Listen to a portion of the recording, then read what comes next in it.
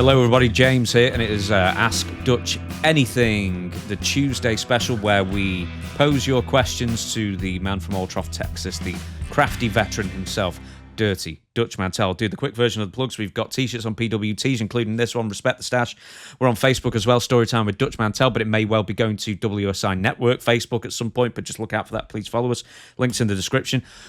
Dutch has got merchandise, of course. He's got 2 books, The World According to Dutch and Tales from a Dirt Road. You can get them unsigned on Amazon. Links are in the description. You can get them signed if you email dirtydutchmantell with 2 L's at gmail.com, and you can also get diplomas. You can also get signed hats as well. Also, for me, I have 2 books, one on Owen, Hart, one on The Rock. Fine books they are. Amazon links in the description. And of course, the Stevie Richards Show, which is going from strength to strength. My new show is Stevie Richards on a little banner of WSI Network as well, on YouTube and all podcast platforms. Please support us there. New episodes out every Friday. And the emails, the most important one is questionsfordutch@gmail.com. That's how you get in touch with this show, and that is how you enter your questions to hopefully be included in the script. And the first one is from... Okay, do you still do the Shane Douglas show? No. You don't do it anymore? No, we don't do it anymore. Do you want to know the reason quickly? Or no, we said the reason, didn't we? Say it again. Okay. He's only available certain weekends. I was only available certain weekends. We can never make our schedules meet. Oh, I see. The point was that we were missing so many shows that the ratings took a hit, and it's just like I could only work weekends or work enough in the week. It's that kind of thing. All right, then. First question is from Dino, and he says, "Hi, I was wondering if you could ask Dutch about Buddy Landell's skull lesson. Buddy said that Dutch introduced him to chewing tobacco. Dutch said that he told him to take skull in stages. Buddy didn't listen, and he got very sick. So, can you tell us the whole story there?" Well, I used to ride with Buddy, and I wasn't chewing skull, because skull is like the big daddy of smokeless tobacco. Do you know what Ricky Morton called me once? He went, "It was the main event." Yeah, it was the main event of tobacco. That's what it was. So he kept asking me about it. And I don't think he didn't take a skull, because I couldn't even take it even after chewing. I forgot the name of it, but it was like tier two of the dips. You get them in the little cans. The semi-main. Buddy kept on and kept on and kept on. I said, "Buddy, you don't want this. Let me try it. I said, "Okay." So he tried it. He put it in, and I said, "Just put it in your lip. And, if it gets too much, you just spit it. Don't swallow it. That will make you sick." And boy, he did it about 10 minutes, and I looked at him, and he was gone. He was like this. I said, "What's amazing?" Oh, man. I had to pull the car over and everything. He got sick, threw up. And I think that was the last time that Buddy wanted to experiment with any smokeless tobacco. That fixed him right then, because I didn't think he was going to be okay to even go to the show. He was on the way to the show. And guess what? He never asked me for smokeless tobacco again. Never. One thing about smokeless tobacco, actually, I've actually wrestled in it in my mouth. It was just a little bit right here, And I've had matches in it, and I didn't think I even spit. I guess I did, but I don't remember it. But you can get used to it. But if you get a tobacco sickness, it's awful. See, some people get it from cigars. You can get dizzy headed just doing cigars. That's why I don't smoke them, because I'm a little bit of a lightweight with all this tobacco stuff. I could do the little like broken down smokeless tobacco. I could do that okay. But if it got any stronger, leave me out of it. Right, because dipping tobacco isn't like a big thing here. I mean, I've seen it, but not really. So what is it like then? So let's say you have a really strong... What's that? I don't know. I thought you don't have any tobacco growing there? No, yeah, loads of people smoke and stuff like that. But as far as like dipping tobacco, there's not really a big thing. But you don't grow it there. No, it's not. It's not hot enough, I don't think. But I mean, what does it feel like? I mean, do you like, if you have too much of it? I mean, does it just make you queasy? Does it make you hallucinate? What's the feeling? No, it don't make you hallucinate. It just makes you sick as hell. Yeah, you hallucinate of being better. Maybe if I hadn't have done that, I'd feel a lot better. No, but I don't know what it is that made me start it. They were just some guys in the dressing room who were doing it, and I said, "What's it like?" And but see, I started off on what they call his leaf tobacco. That's when you take the big boom and you stick it on, and that'll make you sick too. I don't know. I wish I'd never started it, because it doesn't make anything better, but it's a habit. Did you get addicted to it? I didn't get addicted to it because when I stopped, I just stopped cold turkey. It didn't bother me. But see, people that smoke, they can't stop because, they are addicted to it and they need the way it makes them feel, I guess. I don't know. Next question, Roberto from Somewhere Italian. He says, I just watched a video where Jack Swagger was accompanied to the ring by the Swagger Soaring Eagle. I vaguely remember the Eagle, but I have to ask if you were around at this time. I don't think you were. But you saw the video of the Soaring Eagle. Has Jack ever talked to you about whatever this was? It's just a guy in an eagle costume. He never really said a lot about it. After seeing that video, I can imagine why. There's no way that could get over. No way. And it makes Jack look stupid. Whoever that eagle is managing. Here comes Jack, and he's got this little comical looking eagle with them. And it's like, why? It looks so stupid. And they get in the ring and they run around, and it's more comical than anything. So you couldn't get any kind of I don't know, it's like watching a comedy show, but it's not funny. But yeah, I came after the eagle, and I never had anything to do with it. Jimmy and also Li recently wrote in the same question, wrestlers bleeding all over each other in the ring. To what extent did the wrestling promotions you worked for require clean blood tests for their performers? I'd imagine that the big companies these days demand it for liability reasons. Do the tiny indie shows? I can't imagine they do. But what was the case historically, considering the amount of intravenous drug use and casual sex that was going on back in the days? They've tarred you with the brush of casual sex and intravenous drug use. Yeah. You personally, Dutch. I'm actually amazed that loads of wrestlers didn't end up with HIV or Hep C. So blood issues and disease and stuff like that. I think we may have talked about this before, but did it ever enter your mind the true horrors of a bloodborne disease, contracting one?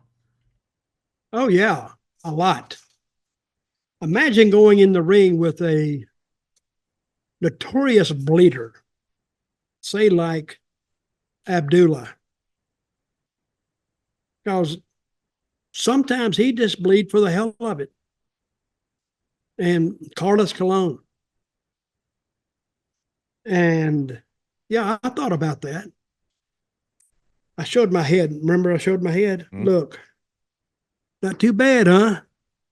Because I refused to do it. I just did. I said, I didn't sign up for blood. I signed up for wrestling. And see, sometimes somebody'd say, and I'd always put it on my finger. There's different ways to do it, to carry the blades. Some guys would put it in their trunks, or, I would put it on my finger and tape over it. Sometimes I was supposed to get blood, and I would tape my finger up. Then I'd go to the ring. I said, you got the blade? I said, oh, yeah, I got it. And I'd hold this up. This one, the finger I put it on, this one here. Guess what I'd do? I just tape my finger up and conveniently forget to put the blade on there.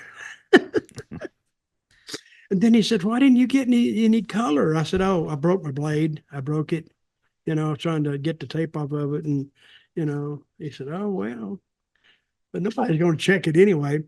Yeah, that was getting that disease in. It stopped a lot. And as far as taking blood tests, I don't think I ever took one, but WWF. Yeah. So when you were in the WWF in the mid-90s, because I know they were doing drug testing at that time, but did they do blood tests or, general tests to make sure your heart was pumping and that kind of thing? No, they just did a physical, and you took blood tests, but I don't even think they were looking for that. And I think they were looking for drugs. Then I mean, you caught AIDS or hepatitis or some of that stuff. But see, where you really got to watch is the ring cover. If somebody has gone in there before, and you watch WWE, because you don't see blood there anymore. But back in the days where you did see it, soon as blood was spilled in a match or it got on the mat, they'd go change that mat. They'd put a fresh one on it, and they would always bring like at least 2 extra ring mats, ring covers, just in case of something like that. And they would change the mat. But I don't think anybody ever caught it except one guy. What was his name? He does a podcast now.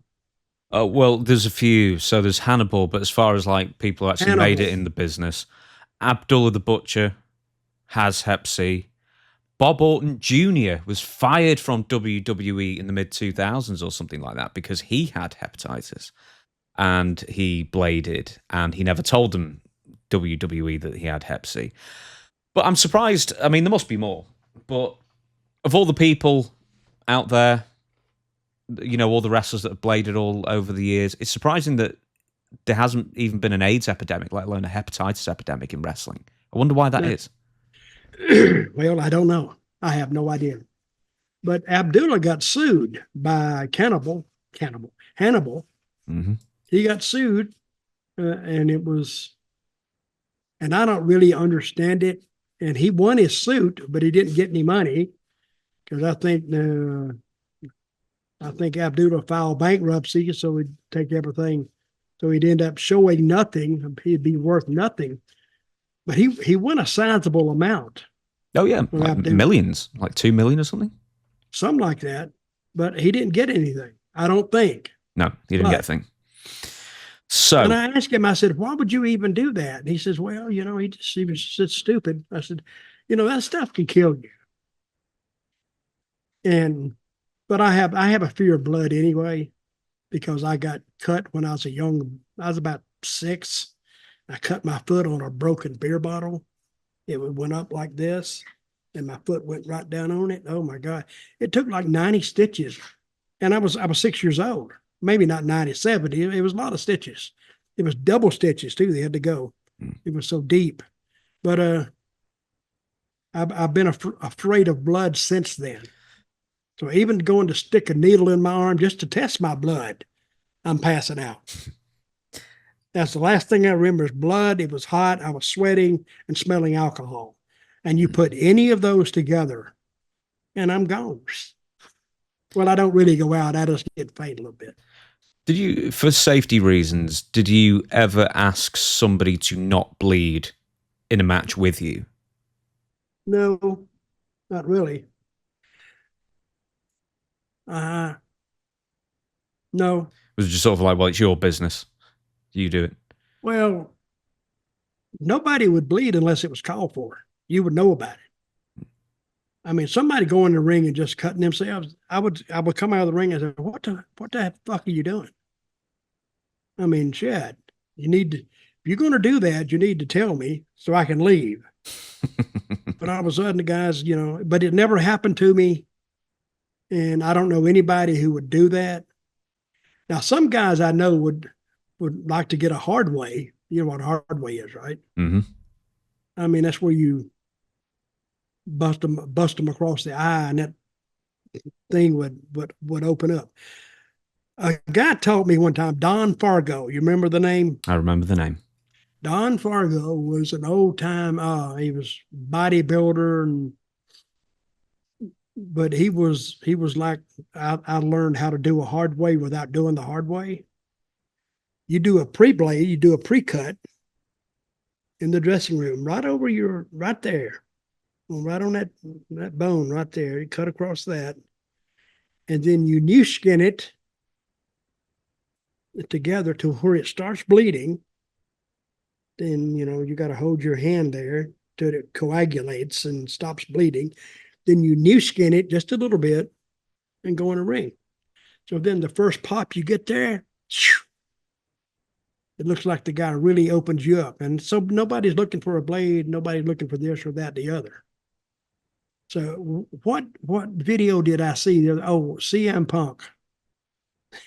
Did you see that? When he got up under the bench at the announce table, somebody was shooting behind it with a, Yeah. and you saw,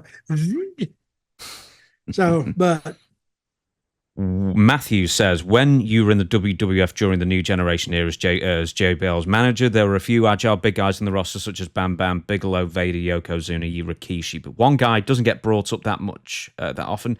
In that category is Viscera. Viscera, this Mabel, by the way. Mabel could move for a guy that was immobile and would often hurt people, with Kevin Nash being the most famous one from that match at SummerSlam 1995.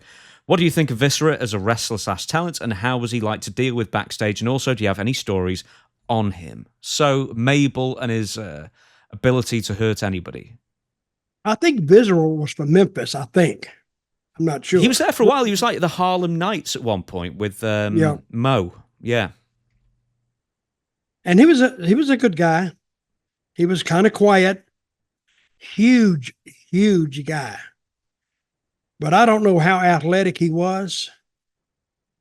Well, do you remember him as being athletic? I remember him being not athletic, no. I mean, you've got to be athletic to a point when you're moving at all at 500 pounds, I guess.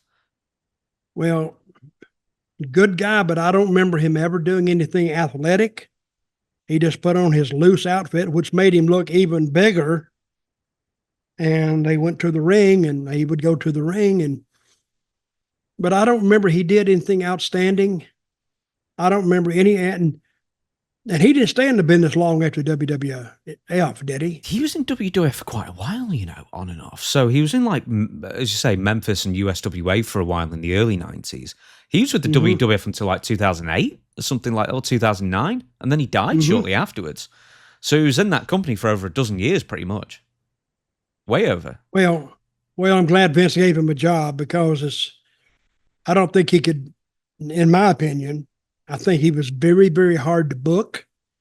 He was very, very hard to get over, other than being big. And I never heard an interview that he did. Have you ever heard an interview? I've heard one. How was it? Not very good. Well, that's why. So I don't think he drew a lot of money, and I think Vince just kept him around just for the hell of it.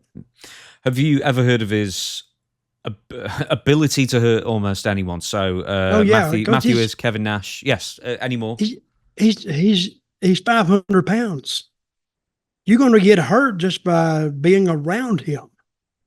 See, if he fell, he got tripped and he fell on you, no way he can catch himself. And he's going to land the bulk of that 500 pounds on a part of your body. And if you turn wrong, you got some broken bones. So, yeah, I wouldn't. Viscera's match were mostly stand-up matches. And, and even when he went down, he had trouble getting up. And that just exposed him even more. So, and I don't have an idea at all of how he got into the business. And he got out because, and what did he die of? Diabetes? He died of being enormous, I think. Let me just have a look. No, sorry, he died in 2014. That is not a cause of death, enormous. No, what did he die of? Well, he was called Nelson Knight, one half the tag team Harlem Knights, so he broke in around 1991, and he died of heart attack at the age of 42. Well, I'm going to give you a couple of examples here. I know he hurt one of the Samoans. I don't know which one. Probably either at the time Rikishi or Barbarian, I guess. I interviewed Henry Godwin recently. Brought your name up to him as well. And he said Mabel hurt him. And he actually said it was to the point that The Undertaker found out about it, wrapped his fists up like he was actually going to beat him up, and they had to pull him apart. And a week later, Mabel was fired. So, I mean, he was killing people. As a singles, especially. Well, that's why he was let go. because Mark got hot at him. Undertaker got hot at him. And he went to Vince and he said, hey, he's going to hurt more people, so you either let him go or town is going to refuse to work with him. Next question is from E. Mercy from Virginia. It says, hi, Dutch and James. My question is regarding the late Brodie Lee. Jonathan Huber, Luke Harper. Yep. What was your opinion on him as a worker and as a person? And any memories of your shared time in WWE? And were you surprised at all by the widespread outpouring of love and sorrow at his passing? Thank you. No, he's a good guy. He really was. And he went as Brodie Lee one time. Yeah, he was Brodie Lee in AEW last, and I think he was on the Indies prior as well. I asked him one time, I said, didn't you do a Bruiser Brodie gimmick one time? And that's what he did, Brodie Lee, right? Wasn't that it? I mean, it sounds very Bruiser Brody-ish, doesn't he? He's got the beard. And I saw an interview, a match of his, and he was very Brodo-ish, I guess. And I brought that up to him, and he said, no, it's not me. I said, are you sure it wasn't you? Now, this is 10 years ago or more. And he wouldn't admit to it. I said, well, I thought I saw. Maybe I didn't. I don't know. I'm trying to work myself out of this hole I dug me because maybe he didn't want to be associated with that. But it's hard not to be associated with it when you're doing an impression of somebody. I kind of got it.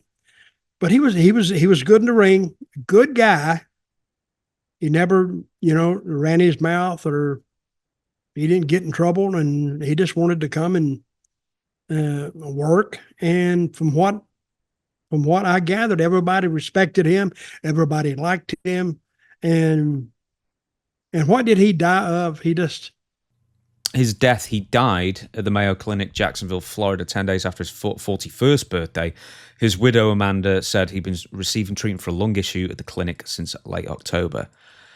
Wow. Nothing to do with COVID-19, which was originally a rumor, and he ended up in intensive care. He died from idiopathic pulmonary fibrosis, a rare condition which causes lung tissue to continuously thicken until the lungs can no longer function. I mean, it's one thing to die of something that you've caused, you know what I mean? But so lack of oxygen killed him. Yeah, his lungs cease working over time.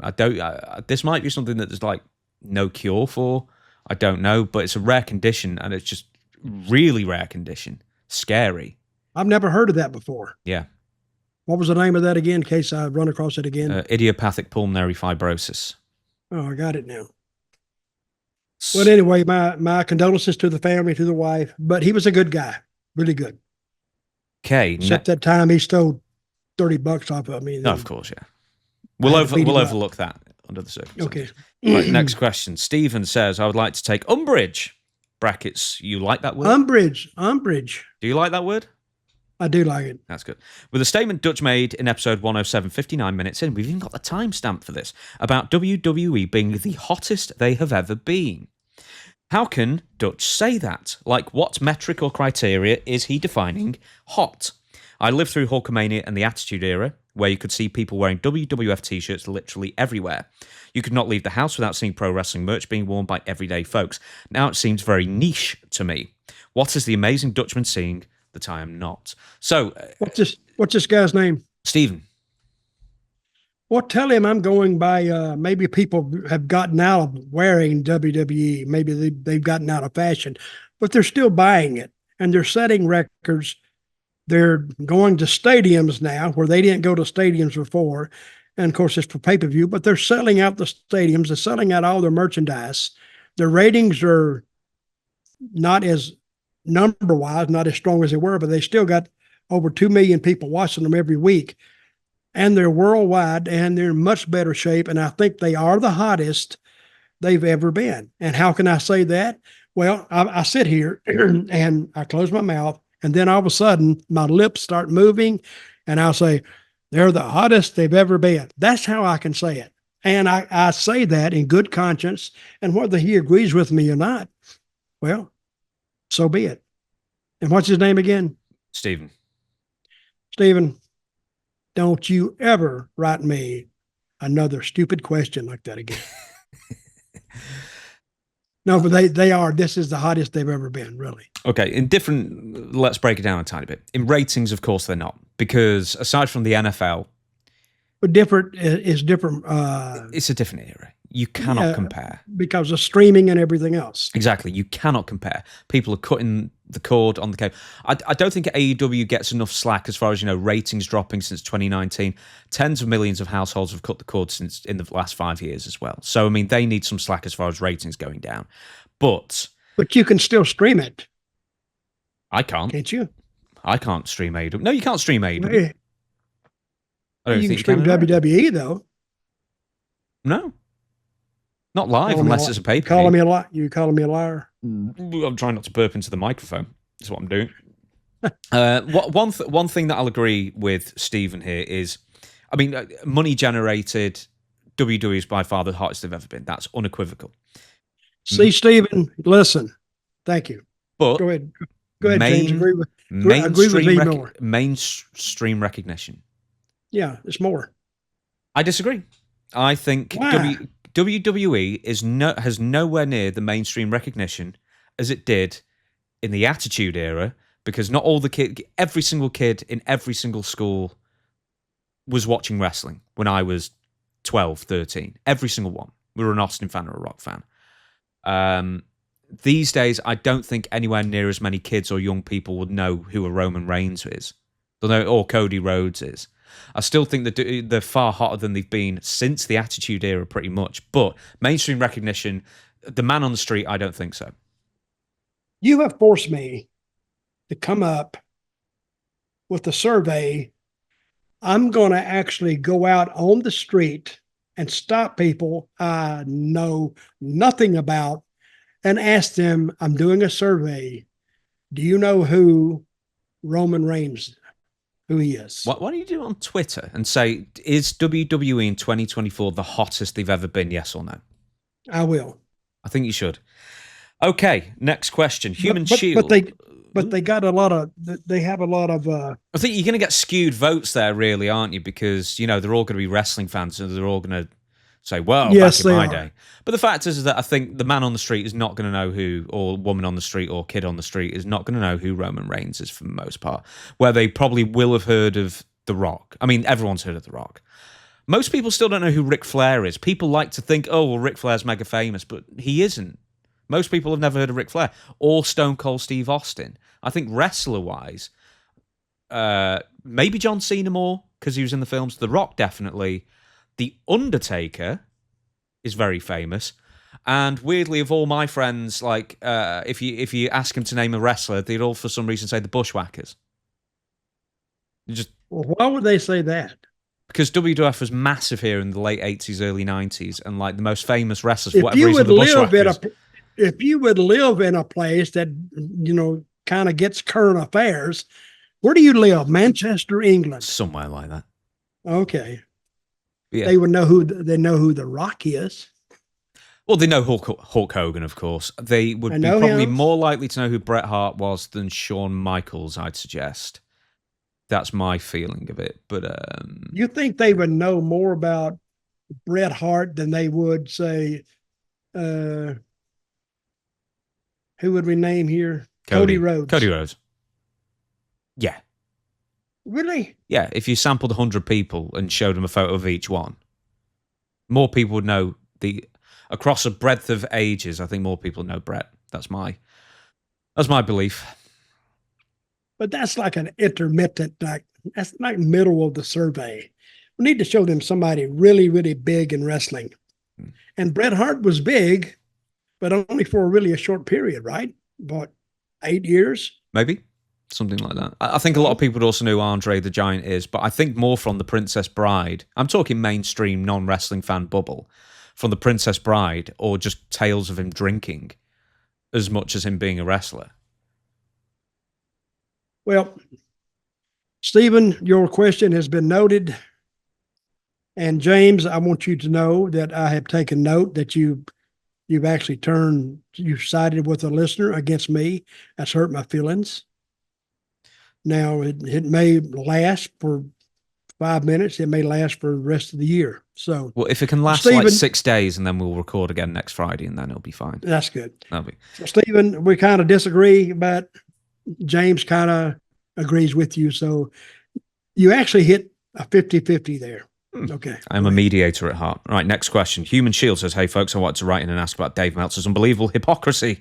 Sol Ruka and Kalani Jordan had a fantastic match at NXT Heatwave, but the match was very much an athletic display that isn't for everybody, which I think means a load of choreographed flips. It was in the vein of matches you'd see from Ricochet, the Young Bucks, Will Ospreay, Dragon Lee, and others. Given the names mentioned, one would think Dave Meltzer would love it. On the contrary, he called it a gymnastics display disguised as a wrestling match. If Jim Cornette said this, it would make sense. But how on earth can Meltzer say this, given the wrestling he praises?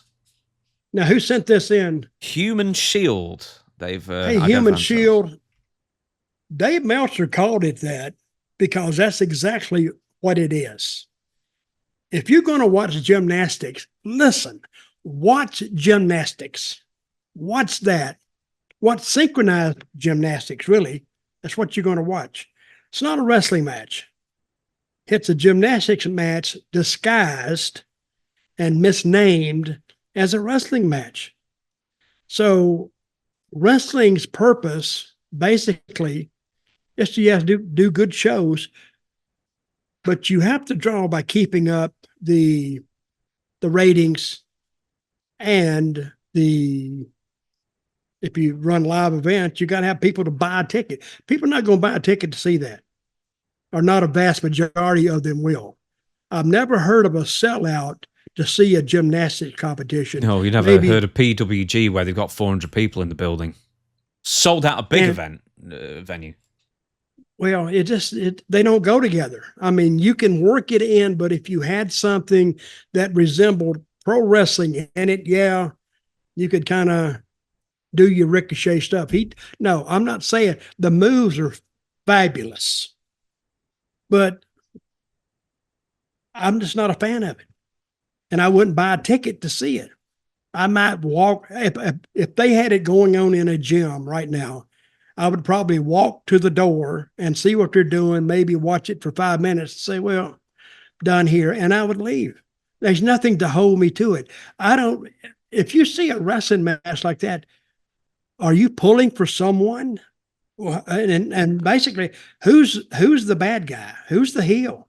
Who's the babyface? Speaking of which, you want to make almost a correction from Friday's Storytime with Dutch Mantell regarding Tony Storm and Mariah May. You said at the time, and as of recording, it was about an hour ago, but it was actually 4 days ago as these are released. You said that it would get absolutely no response at Wembley, that match. You want to revise that statement? Well, I do want to revise it because I just found out both women are from England. And I said if they had a match now without any more further adding to the story, they would get silence. That's what I meant to say. I may not have said that. But I think when they kind of do a little more and explain why she did it, yeah, they may get a little more than that. They may have a legitimate heel and a legitimate baby face. And of course, I think they will go with Tony Storm. I think Tony Storm fits the babyface role more than Mariah May does. But I did say silence, and we'll have to see what they do going forward, which I don't watch, and that's going to be your job to see how they trim it up and add to it or take away from it. But we'll see and when is Wembley? End of August, so about 6 weeks, something like that. 6.5. Yeah, about that. Yep, sure is. 7 weeks. Yep. Next question. Mark Jacobs from Tennessee has written in, I've noticed recently that some matches are having more complex finishes in AEW. Some might say too complex or overbooked. This reminds me of many matches when Jeff was booking TNA. Dutch, knowing Jeff Jarrett as you do you get the sense that some AEW matches or finishes have his fingerprints all over them? So this is really a question of Jeff's booking of matches. Did he book many matches in TNA? Nah. Like agent then? I mean, no, we just came out. It's like Vince does. Vince said, well, put this guy, figure out a finish. That's what it was. See, I believe in simple finishes because you still have a winner and it might add to the match's enjoyment while it's going on. But if you're telling a story, sometimes that layered finish really doesn't work. I mean, it'll work, but sometimes layered finishes takes away from certain matches, especially if the guy is a bigger guy. You know, those slick little finishes are cute, but sometimes they don't work. But watching AEW, I don't think Jeff is an agent there. I think he's in charge of something else. Yeah, live events, wasn't he, at one point? No, I think he is still live events. Yeah. And I think that I don't think Jeff has the patience. Knowing Jeff, I don't think he has the patience to sit down with guys and some guys green, and they don't get they don't share his vision of what a match should be. And therefore, if they don't share it, they're not going to get into it. But I don't think he's an agent. And yeah, some of the AEW stuff is layered, and they call it layered finishes. And some of it works and some of it doesn't. But some of their finishes aren't bad.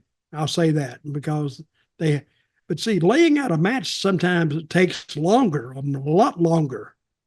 And actually the length of the match. Say you take a 15-minute match, it might take these guys a couple hours to lay it out because they first got to agree on it.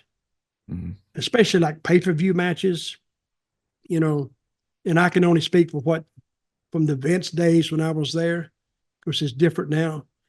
But they know who they want to go over, but they don't know exactly how. So that's what the agent and the talent has to do. Thomas from Cleveland, Cleveland, Alabama? Yes, AL is Alabama. Okay, I didn't realize there was a Cleveland there. Okay. My question for... Cleveland, Tennessee, too. Oh, really? Okay. I mean, there's like 8 Manchesters, I guess, in America. So yeah. Cleveland, Texas. My question for Dutch, does high-definition TV make pro wrestling harder than in the old days, during the old snowy black and white days? Makeup holds, blows, connecting, etc. Keep up the good work. So all that makeup you had to put on in the listen, that's why they started shifting the camera. That was a Kevin Dunn special because some of the punches didn't land. Now some guys' punches are so good, you know, you could shoot it from any angle. It still looks like it lands, but it's not up to the thrower. It's up to the catcher to really go with it. It's a dance. We were just talking about ballet, or what was we talking about? The guy seeing all the scripted moves and all this. What do we call that? I don't know. We had a word for it. Not ballet, gymnastics. Gymnastics. Yeah, but see, that's what it is. So I don't know. Does it? I think if you can't see it, and the old black and white TV probably added a little more realism and grit to it. Yeah, it probably did.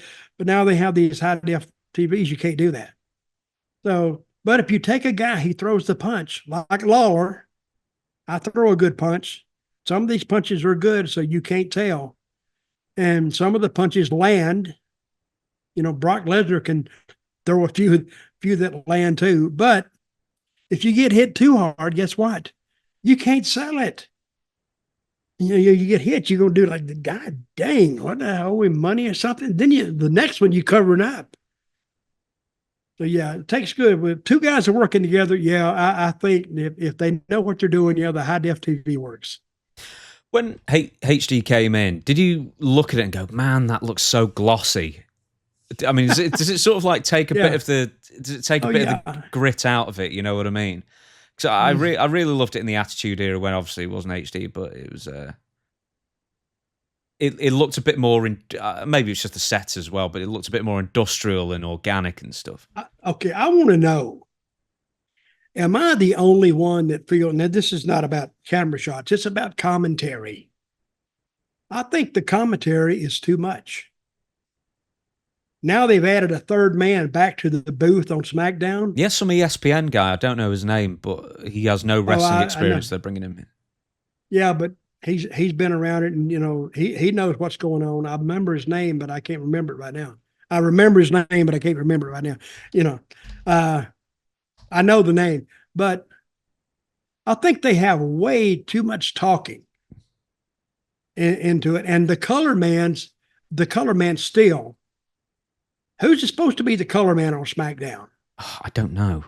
I mean, hang on, it's Joe Tessitore, by the way. Does that name sound right? Joe Tessitore. He's a basketball, football, he's that kind of an announcer, which is different, by the way. Yeah. We did quite a lot different. Wade Barrett on SmackDown, is it? Corey Graves. Yeah, but Wade doesn't do a lot of color. I mean, he does, but he doesn't. He doesn't really.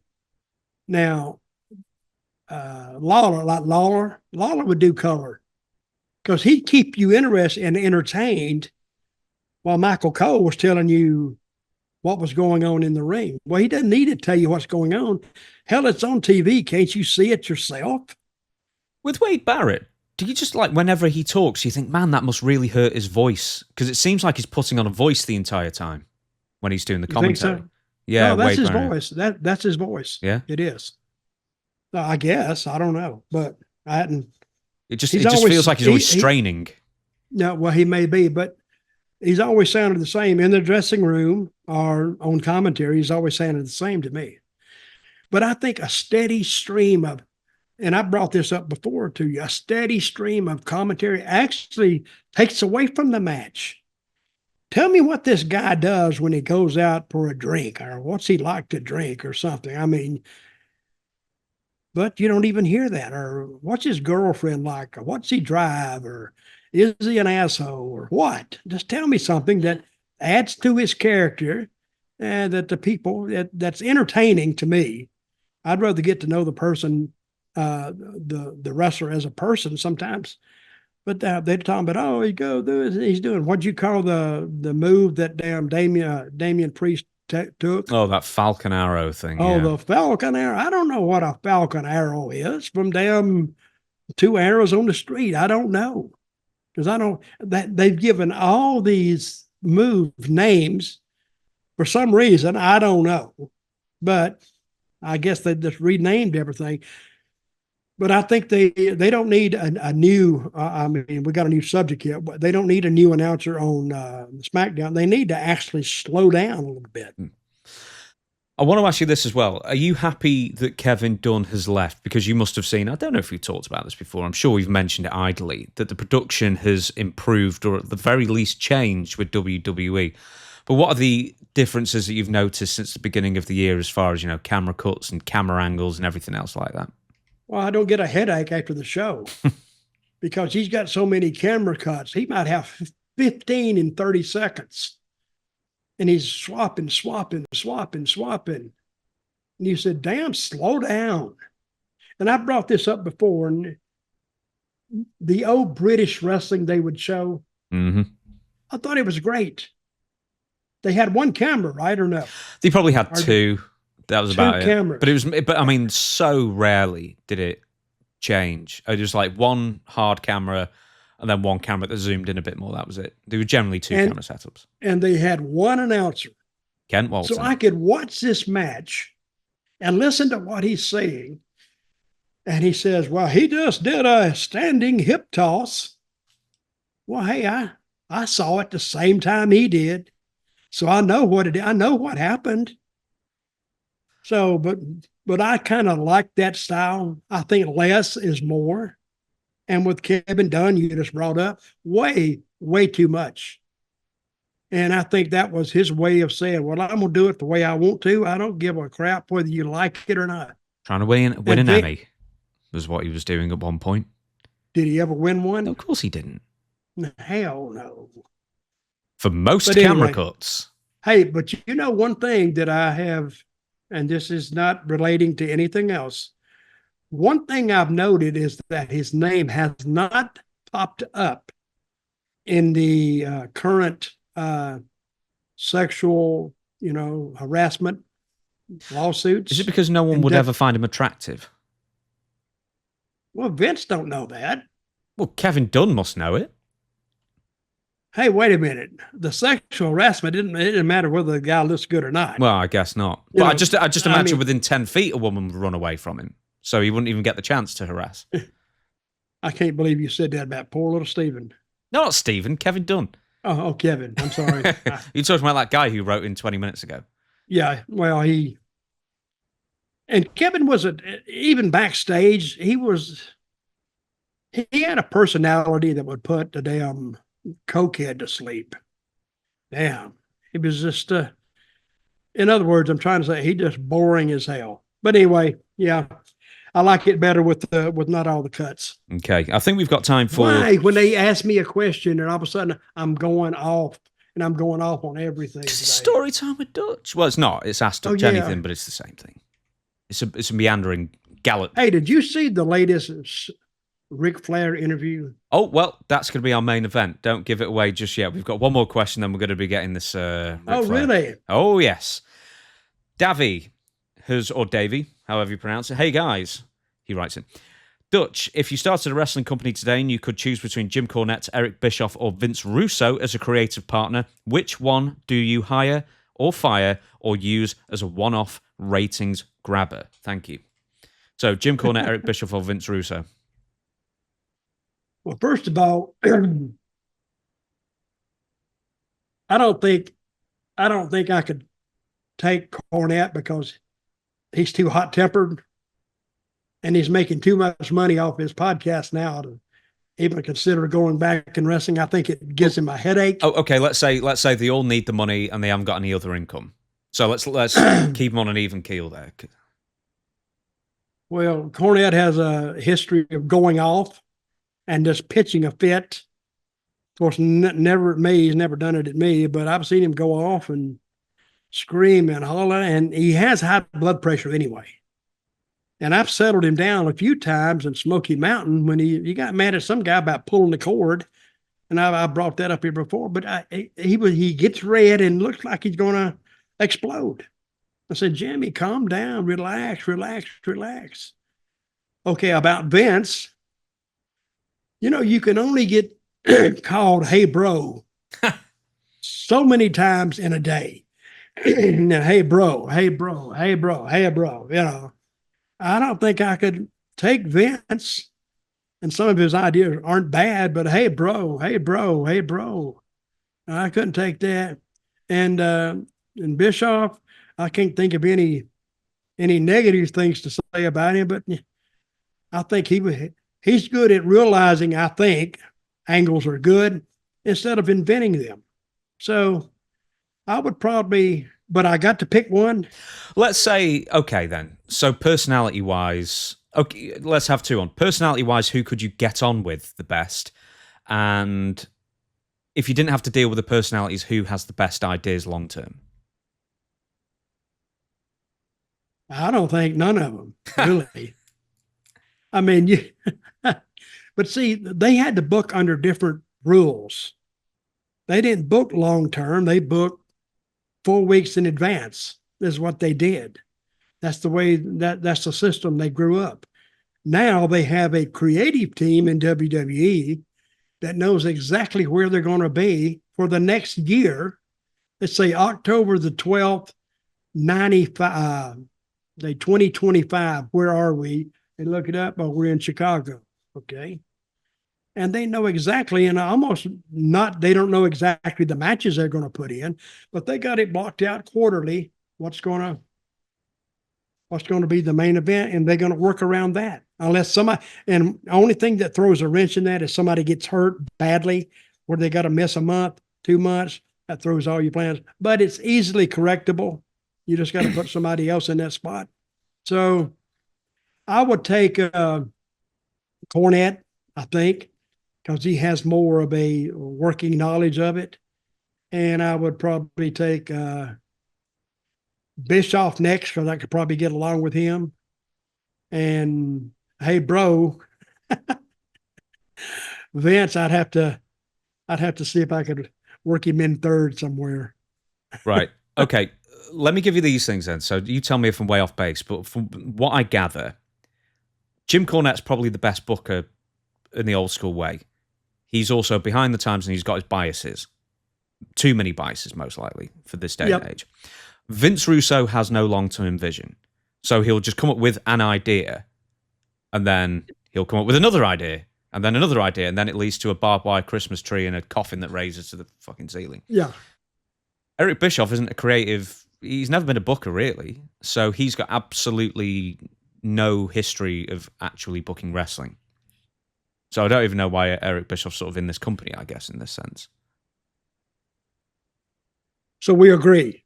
Basically. No, did I pitch Bischoff second? You pitched Bischoff second. But he knows this thing about Bischoff. He can hear. I think he can hear an idea and tell you whether it has any legs or not. Mm. I think. Mm. But also, hell, instead of hiring him, why don't I just go out in the crowd and get a fan and say, "Listen, I'm gonna give you these three possible choices. Tell me which one you like best. Number 3. Okay, 3 it is. Take off. Go. And don't tell anybody you were back here. Don't tell anybody. Yeah, here's a free t-shirt and tickets. The guy's going to come up to me later and say, I'm glad you told me not to tell anybody that I was back here. That was shit. So, okay, right. The brief times Russo and Bischoff have worked together, they came back into WCW as sort of co-creative people in 2000, April 2000, and they came up with the Millionaires versus the New Blood feud, which I contend killed WCW more than anything else as far as career. Worse than David Arquette, worse than Vince Russo as champion. It was the worst, most interest-killing storyline in the world. So when Russo and Bischoff get together, it's basically nothing but a disaster creatively, I think. Same with TNA. I mean, what was great in 2011 and 2012? Nothing. Listen, when I booked, of course, I didn't book anything as big as WWE. I booked like small companies, but I didn't want any help.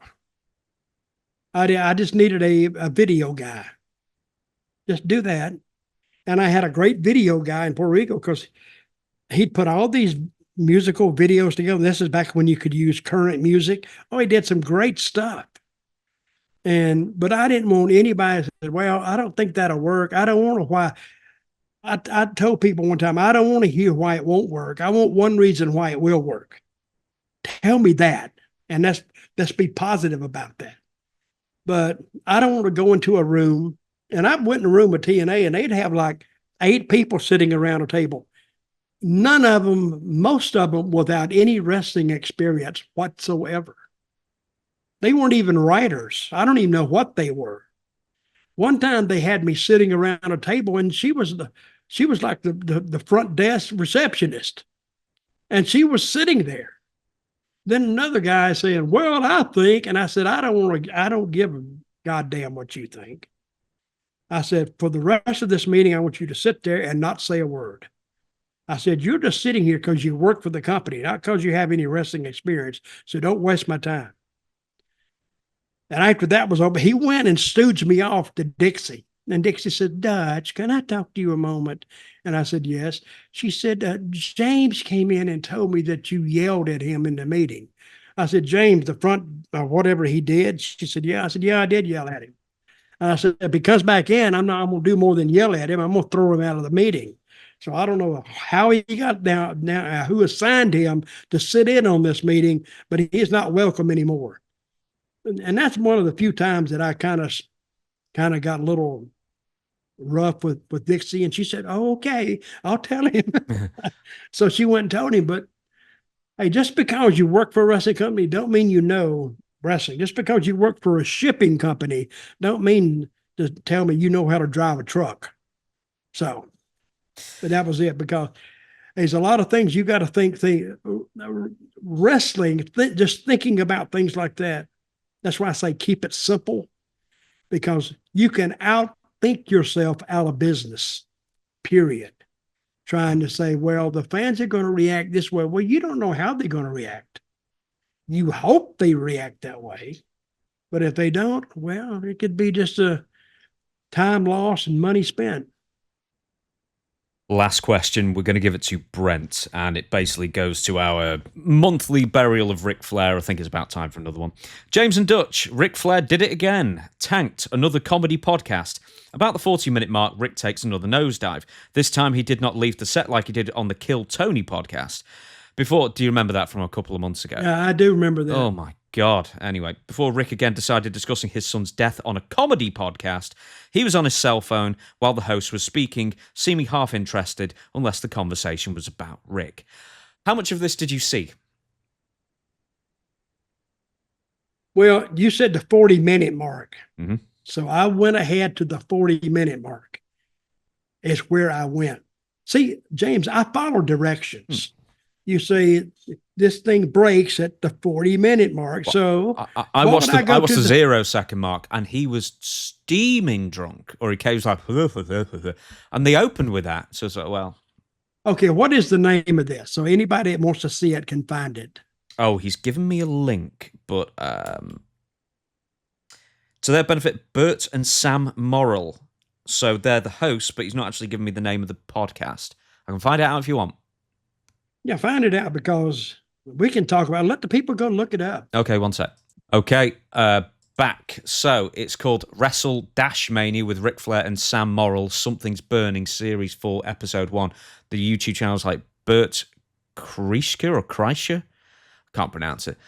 Anyway, that's the podcast we're referencing from. So 40 minutes in, tell us what happens. Where they're talking about, from what I saw, and was he drinking beer or drinking alcohol on the table, all the cans? I'm trying to look at what crap he's drinking there. Yeah, it's definitely lager. Yeah, he's drinking. Yeah, he's drinking beer. And he gets drunk as hell. And then we start talking about his son, Reed, right? Yeah, he's red as hell as well. I'm just looking at him. Yeah, sorry. That died. And he gets into a crying fit. And the guys don't know what to do. He's going on. I don't even know what they're talking about. But he's apparently thinking about Reed, and I don't blame him for that. But then the other two guys, they seem to start crying. And then they tell him, oh, don't worry about it, Rick. We cry all the time, too. And you sent me. I didn't know what to think about it, but I think it has to be seen to be believed. And I watched it when it started out. It was pretty entertaining. I'm not going to sit there for 40 minutes and watch it. And Rick looked red as hell, and you could tell he was soused to the gills. I think he needs a therapist, because it's not good for him to go on all these comedy podcasts and like bare his soul constantly, basically ruin their content. Because he must be charging $10,000 an appearance for these things or something, surely. Well, they thanked him quite a bit to go on there. Yeah, he's got to be getting money to go on there. And probably one of the rules they got to have is give me my money before I do it and supply me with some alcohol and some beer so I can really get into it. But I'd have to tell him two things, right? Stay off your phone. Please don't talk about your dead son. This is a comedy podcast. I mean, someone's going to have to set some ground rules for this thing. Yeah, but apparently they didn't. I think they're afraid to set any ground rules with him because they were lucky to get him. I don't know. But how many views had that thing had? It's going to get a lot more now. Yeah, 99,000 views in a day. Just so I can say the latest Stevie Richards show as we record this, the latest Stevie Richards show clip we posted has done about 70,000 views. Okay. And that was free. We didn't have to pay Ric Flair $10,000. It's far more economically conscious. Well, we'll see. But anyway, I can tell you don't throw. See, Flair was talking one time about the money he just threw away. He said he bought a house. This is the part I watched about it. He said he bought his 12,000 square foot house in Charlotte, I imagine. And it had like 12,000, $2 million he paid for it. And he brought his dad over. And his dad walked in, and you know what his dad said? Well, why. He wanted to know, why did you pay all this money for this house and not going to change anything? You paid $2 million for this house. And why? He wanted, because he said his dad was very frugal. And I think he was. So, and he said he bought a car, and the car was like, I don't know, $100,000 or something. And his dad wasn't impressed by any of the big things that he had bought, which shows me that, well, he tried to please his dad, and it didn't work. But if I'd have bought a $2 million house and I brought somebody in that I wanted to, that I wanted to say impress, and they said, why? Well, I'd never buy anything else expensive and bring them over and wait for their impression of what I'd done. So I'm going to tell you, Flair, I've had my issues with him, but Flair needs to stop drinking. I would think almost dying from drinking. How long ago was it? 4 years? Yeah, something like, 2019 or something. I don't know. 2017 it might have been, in fact. And then he's also said he has never did publicly announce that he almost died a couple of more times, because one time was having lung problems or kidney problems. And he was something, I don't know. I'd have to listen to this again. But after you've heard Flair tell you this, all the things that he's done in his life, actually it kind of becomes old hat, and you just say, yeah, whatever. Because I've been around him, I've heard this stuff before. So I'm 12,000 square foot, $2 million house. I've never heard. Hang on. He didn't pay for that house. He put a down payment on that house. Well, see, I don't know that. There's no way he had $2 million and actually spent it on a house. No way he saved that much money and actually bought it.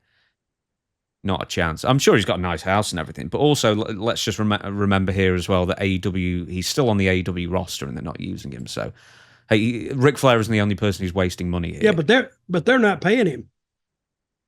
The energy drink people are paying. Yeah, it's basically a trade-off. But I mean, if he's still in contract, you could use him. I was just looking at his Wikipedia just before we close down this podcast. Real life feuds and backstage problems. So few people on their Wikipedia pages has this section. Teddy Long, Bret Hart, Shane Douglas, Mick Foley, Hulk Hogan, Bruno Sammartino, Becky Lynch, and The Plane Ride from Hell. Very few people out there who has to have like a list of grievances against you on their Wikipedia page. We should have one for yours. Someone edited your Wikipedia page to reflect this podcast and did a really good job of it. So, if that was you, can you write in? Because I've got some more Wikipedia pages I want affecting. I do not. Hey, I tried to edit it one time and got rebuffed. Oh, it's incomprehensible. I don't know how people do it.